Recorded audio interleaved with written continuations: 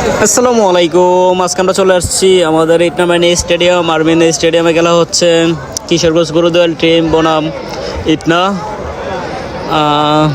আমরা এসে দেখি যে কোনো জায়গায় খালি না, চতুর্দিকেই একদম ব্লক হয়ে পড়ছে, কোনো সাইডেই খালি খালি নাই। আর আমি মূলত আসতে একটু দেরি করে বলছি, আর সবাই বলতেছে দেরি করে আসছি কেন। আর তোফাজ্জল ভাই, এই যে আমার বড় ভাই এটা, আর এটা হচ্ছে কি আমাদের মিনি স্টেডিয়াম।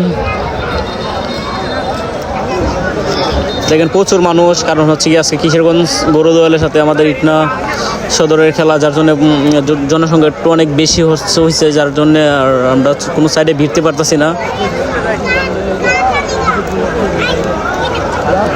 দেখেন কত মানুষ, চতুর্দিকে মানুষ আর মানুষ, মানে আপনার এক জায়গায় দাঁড়ায় খেলা দেখবেন এরকম কোনো রাস্তায় নাই। আপনি তো খাটো হন তাহলে তো আর কোনো চান্সই নাই খেলা দেখার, কারণ হচ্ছে গিয়া যারা আছে এরা সবাই মোটামুটি ভালো লম্বা। আর দেখেন মাঠটা করে সুন্দর একটা মাঠ।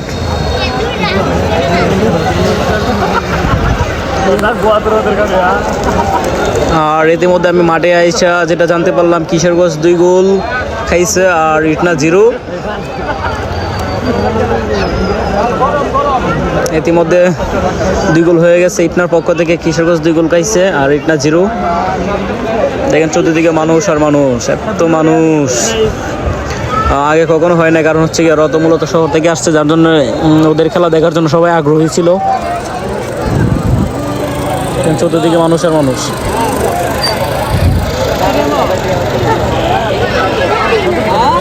কত মানুষ হয়েছে আজকে, স্টেডিয়াম পুরাটাই একদম ফুল হয়ে পড়ছে, আর কোনো সাইডে ফাঁকা নাই।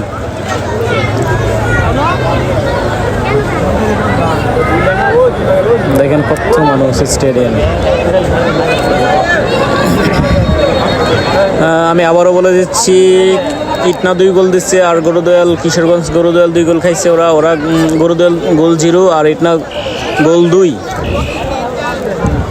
আর দেখেন আমি মাঠের মধ্যে চলে আসছি, আর এই মুহূর্তে হাফ টাইম শুরু হয়ে পড়ছে, যার জন্য সবাই একটু হালকা পাতলা খাবার দাবারের ব্যবস্থা করতেছে, হয়তো পানি টানি খাবে। আর এই ছিল আমার বড় ব্রাইসের চতুর্দিকে।